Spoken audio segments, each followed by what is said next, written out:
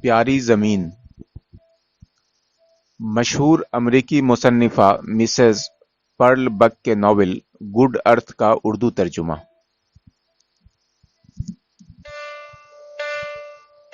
مترجم ڈاکٹر اختر حسین رائے پوری۔ باب ایک۔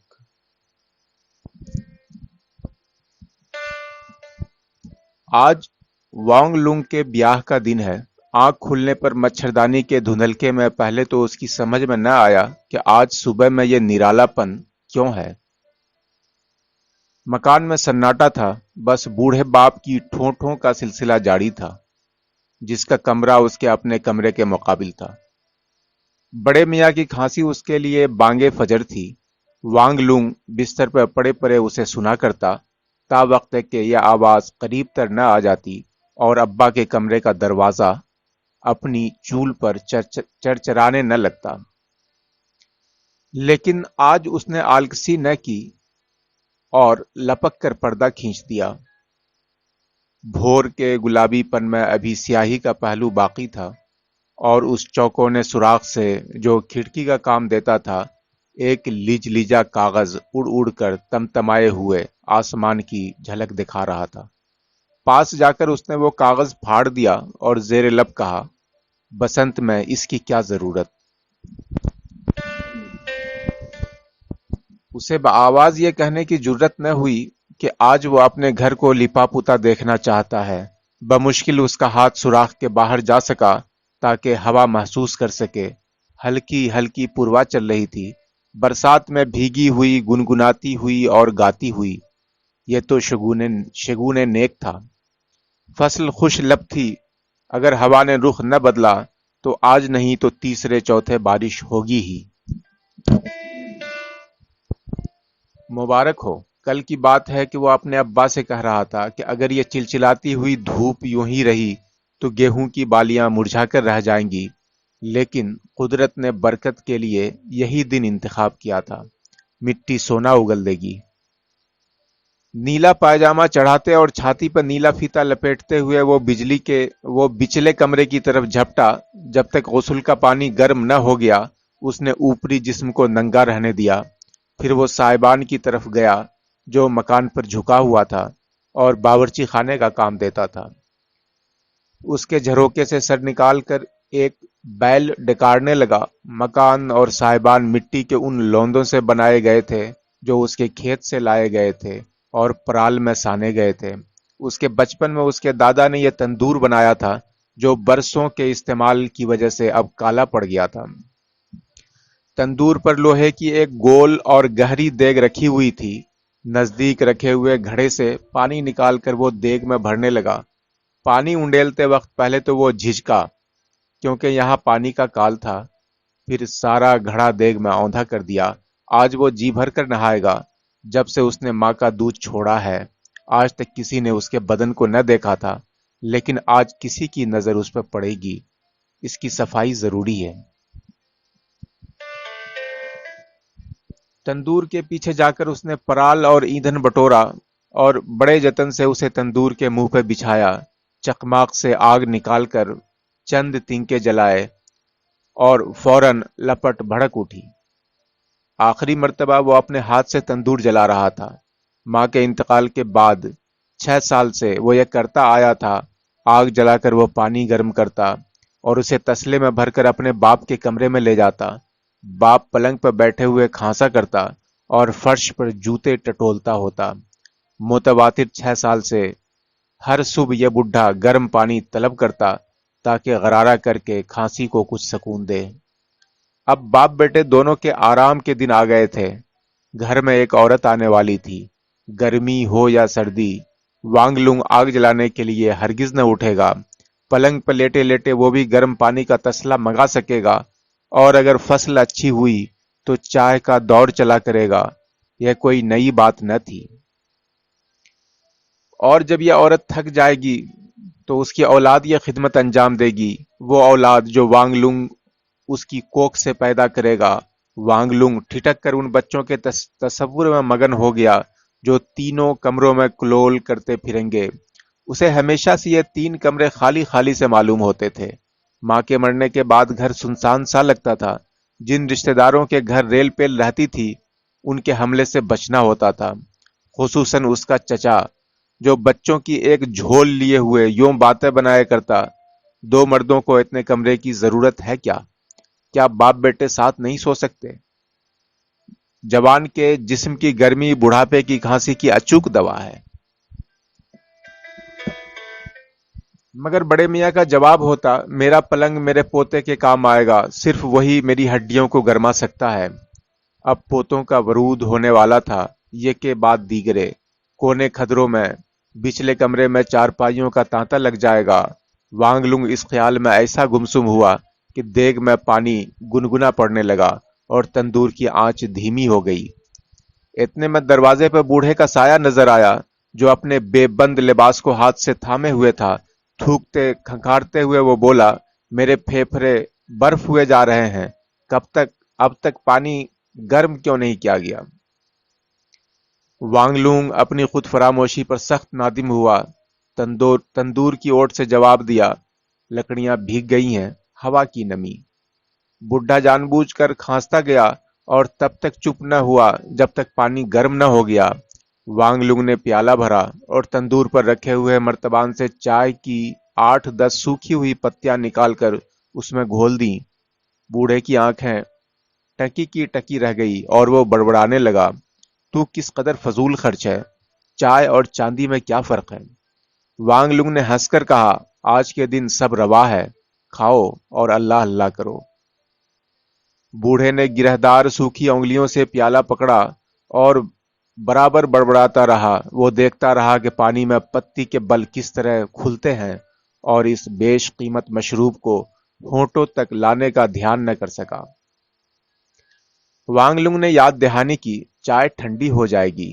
بڑے میاں نے گھبرا کر کہا: ہاں ہاں، اور وہ گرم گرم چائے غٹا غٹ گلے کے نیچے اتارنے لگا اور ایسا حیوانی اطمینان محسوس کرنے لگا جو بچے کو دودھ پیتے وقت میسر ہوتا ہے۔ لیکن وہ ایسا بھی بدحواس نہ ہوا تھا کہ وانگ لونگ کو دیگ سے کنڈے میں پانی انڈیلتے نہ دیکھ لے۔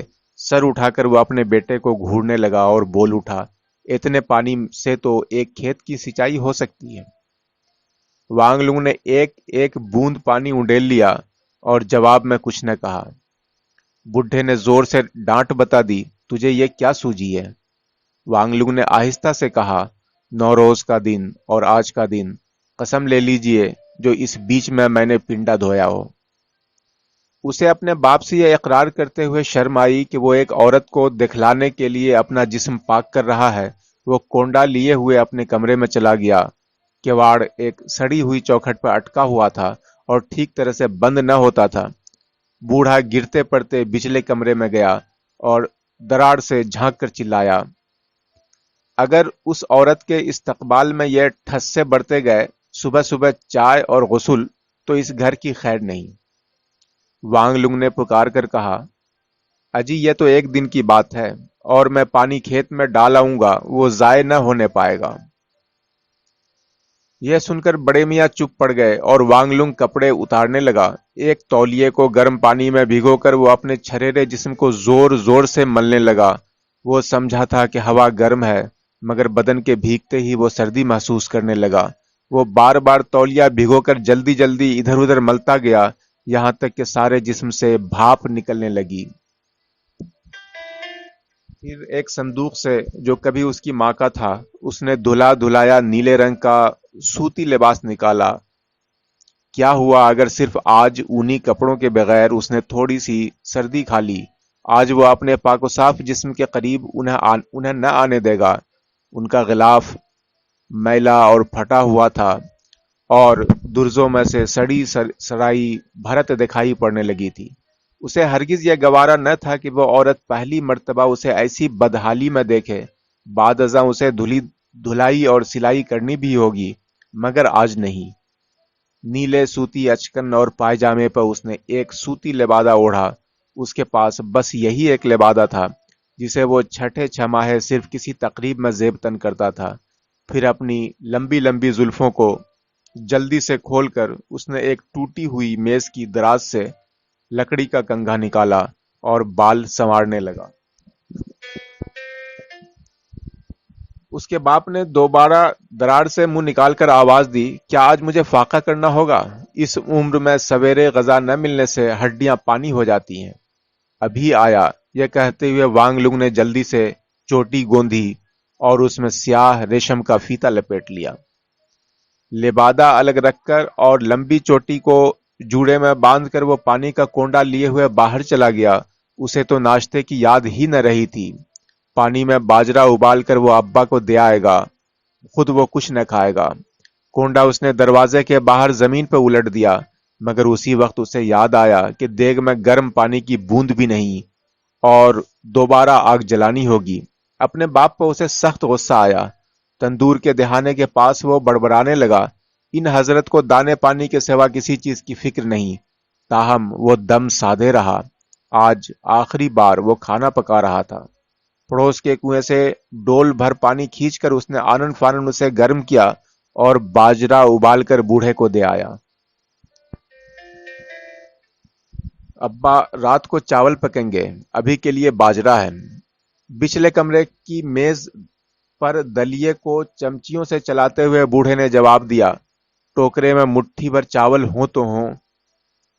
बला से बसंत के त्योहार की सी खिलाई रोज नहीं होती। लेकिन बूढ़े ने वांगलुंग की बात न सुनी। वो जोर शोर से दलिया सुड़प रहा था। अपने कमरे में जाकर वांगलुंग ने असरेनो लिबादा ओढ़ा और जूड़ा खोलकर अपने मुंडे हुए सर और गालों पर हाथ फेरा। हजामत हो ही जाए, अभी धूप भी न निकली थी। उस जगह पहुंचने से पहले जहां वो औरत उसका इंतजार करती होगी, वो हज्जाम टोले से गुजरेगा और दाम हुए तो दाढ़ी घुटा ही लेगा। कमरबंद से एक छोटा सा बटवा निकालकर वो पैसे गिनने लगा। 6 रुपए और 2 मुट्ठी भर पैसे थे। बाप को उसने यह न बताया था कि घर में रात को दोस्तों की दावत है। चचा और चचाजाद भाई को अब्बा की खातिर और पड़ोस के 3 किसानों को मदऊ किया गया था। उसका इरादा था कि लौटते हुए शहर से सुअर का गोश्त, उम्दा मछली और जौज खरीद लाएगा। मुमकिन हुआ तो दकनी बांस की फलियां और थोड़ा सा गाय का गोश्त भी लाएगा, ताकि वो अपनी खेत की गोहनी के साथ पकाया जाए, बशर्ते के सेम के तेल और सुए की चटनी खरीदने के बाद दाम बच गए। जो भी हो, उसने सर घुटाने का फैसला किया। बड़े मियाँ से कुछ कहे बगैर वो तड़के ही घर से निकल आया। शफक की सुर्खी के बावजूद सूरज उफक के बादलों से मुंह निकालकर गेहूं और बाजरे के नौखेज पौधों की ओस पर जगमगा रहा था। वांगलुंग आखिर किसान ही ठहरा। रुककर उनकी बालियों को बगौर देखने लगा। हवा को सूंघकर उसने तफक्कुर से आसमान की तरफ निगाह उठाई। काले काले बादल और बोझल हवा बरसात का पता दे रहे थे। वो खुद बत्ती खरीदकर धरती माता के मंदिर में चला जाएगा। आज यह उसका फर्ज मनसबी है। उसकी डगर खेतों में से होकर जाती थी। थोड़ी दूर पर शहर पनाह नजर आ रही थी। उसके अंदर हुआंग घराने की वो हवेली है जिसमें वो औरत बचपन से बांदीगिरी करती आई है। कुछ लोगों की राय थी कि किसी बड़े घर की बांदी से शादी करने की बनिस्बत ताउम्र कुंवारा रहना बेहतर है।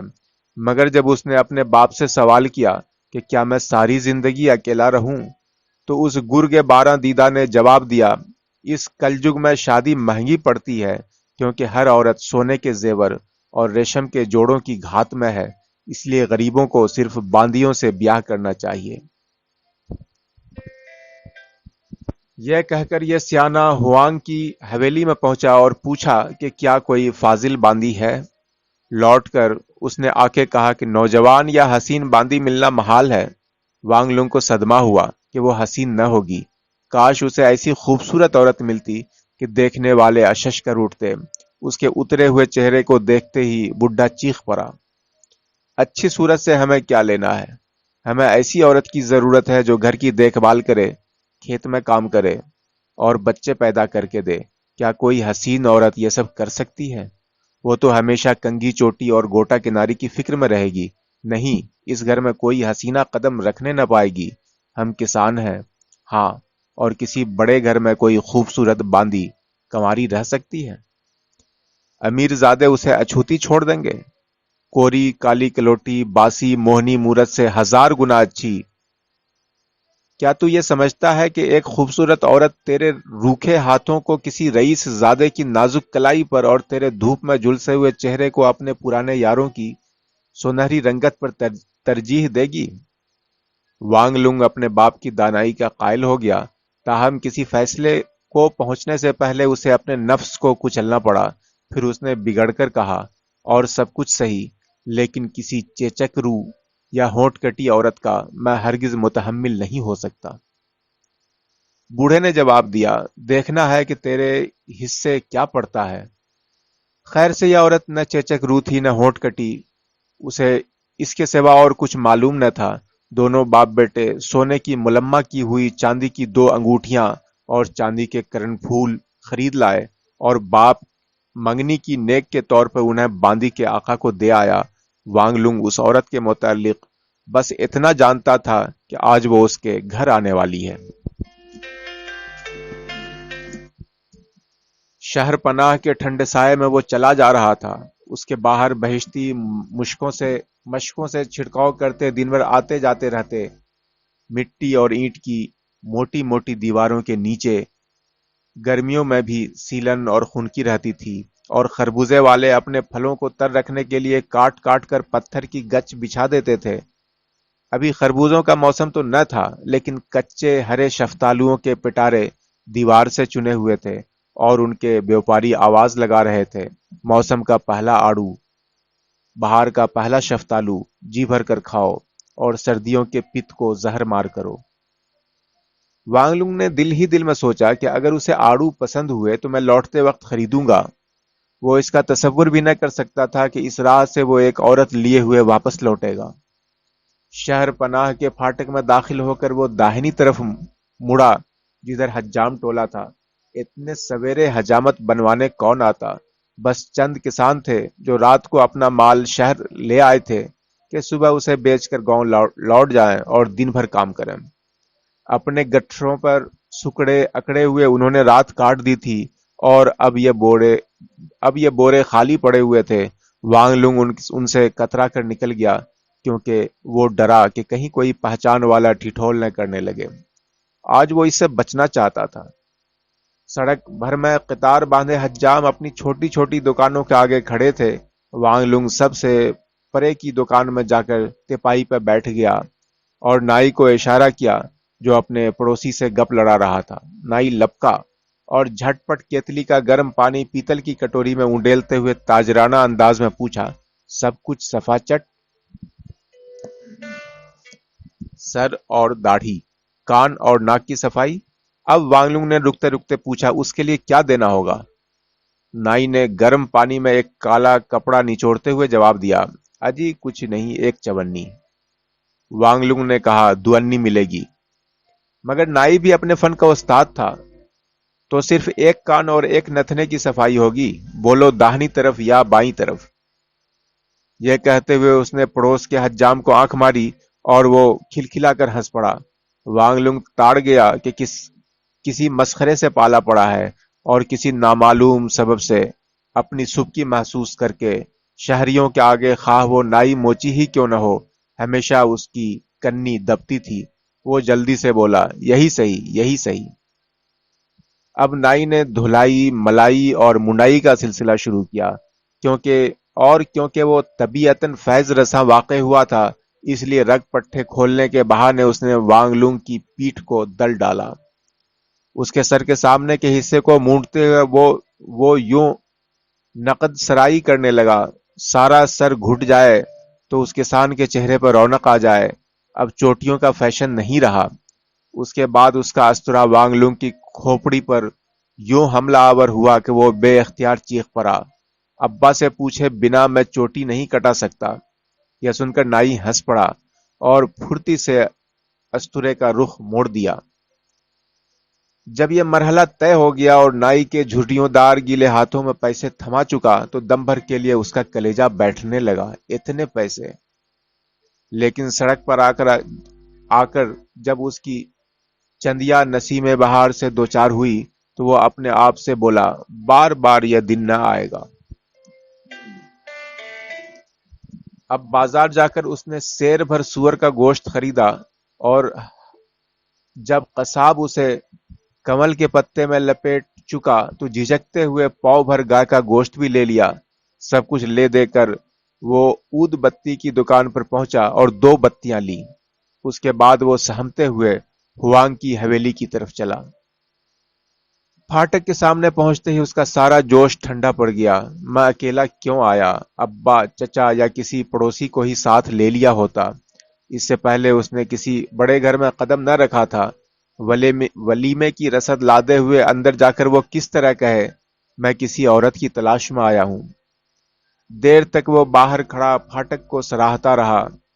کالے رنگ کے 2 بڑے بڑے چوبی پٹ جن پر لوہے کی چادر چڑھی ہوئی تھی اندر سے بند تھے۔ پتھر کے 2 شیر دائیں اور بائیں پہرا دے رہے تھے۔ آس پاس کوئی اور نہ تھا۔ وانگ لنگ واپس لوٹ آیا، یہ اس کے بس کی بات نہیں۔ اسے چکر آنے لگا۔ پہلے وہ کھانے کے لیے کچھ خریدے گا، اسے کھانے تک کا ہوش نہ رہا تھا۔ ایک چھوٹے سے بھٹیار خانے میں جا کر وہ میز کے آگے بیٹھ گیا اور دونی نکال کر رکھ دی۔ ایک میلا کچیلا خدمت گار سیاہ اپرن چڑھائے قریب آیا اور وانگ لنگ نے سیویوں کے 2 کٹورے لانے کا حکم دیا۔ بانس کی تیلیوں سے وہ ندیدوں کی طرح سیویاں منہ میں بھرنے لگا، اور اس دوران میں خدمت گار تانبے کے سکوں کو ہوا میں اچھالتا رہا۔ پھر اس نے لاپرواہی سے پوچھا، اور کچھ؟ سر ہلا کر وہ ادھر ادھر دیکھنے لگا۔ اس تنگ و تاریک کوٹری میں کوئی جانی پہچانی صورت نظر نہ آئی۔ 2 4 گاہک رہ گئے تھے۔ یہ غریبوں کی جگہ تھی، اور یہاں وانگ لنگ خوش لباس اور خوشحال معلوم پڑ رہا تھا۔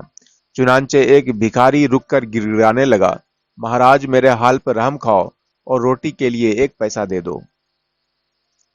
آج تک کسی بھکاری نے وانگ لنگ کے آگے ہاتھ نہ پھیلایا تھا، اور نہ کسی نے مہاراج کہہ کر مخاطب کیا تھا۔ وہ پھولا نہ سمایا اور اس کے کاسے میں 2 دھیلے پھینک دیے۔ بھکاری نے اپنے پنجوں سے فوراً یہ دھیلے اٹھائے اور انہیں جھولی میں چھپا لیا۔ وانگ لنگ اتنی دیر بیٹھا رہا کہ سورج سر پہ آنے لگا۔ خدمت گار بے صبری سے ٹہل رہا تھا۔ بلاخر اس نے درست لہجے میں کہا، یوں بیکار دھرنا جمائے گا تو تپائی کا کرایہ لگے گا۔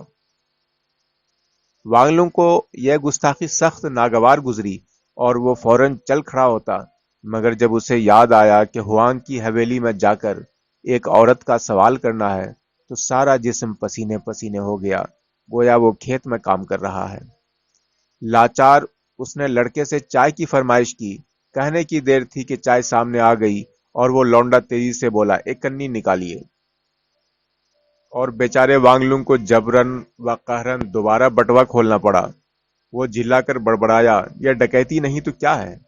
اتنے میں اس کی نظر اپنے پڑوسی پر پڑی جو رات کی دعوت میں آنے والا تھا اور بھٹیار خانے میں داخل ہو رہا تھا۔ 1 کنی میز پر پھینک کر اور ایک گھونٹ میں پیالہ خالی کر کے وہ پچھلے دروازے سے سڑک پر نکل آیا، مایوسی سے یہ کہہ کر کہ اور کوئی تدبیر نہیں۔ کشاں کشاں وہ اس آہنی دروازے کی طرف روانہ ہوا۔ اب چونکہ دوپہر کا وقت تھا، پھاٹک کھلا ہوا تھا اور دربان کھانے کے بعد ایک تیلی سے دانت صاف کرتے ہوئے باہر چہل قدمی کر رہا تھا۔ دربان قد آور تھا اور اس کے بائیں گال پر ایک بڑا سا مسا تھا جس سے 3 لمبے کالے بال جو کبھی نہ کاٹے گئے تھے لٹک رہے تھے۔ وانگ لنگ کے سر پر ٹوکرا دیکھ کر اسے گمان ہوا کہ یہ کوئی بساتی ہے۔ اس نے ڈپٹ کر کہا، کیوں میاں، کیا چاہتے ہو؟ بڑی مشکل سے وانگ لنگ نے کہا، میں وانگ لنگ نامی کسان ہوں۔ دربان جو اپنے امیر آقا اور اس کی رکھیلیوں کے ملاقاتیوں کے سوا کسی سے سیدھے منہ بات کرنے کا عادی نہ تھا، بولا، وانگ لنگ کسان تو یہاں کیا کرنے آیا ہے؟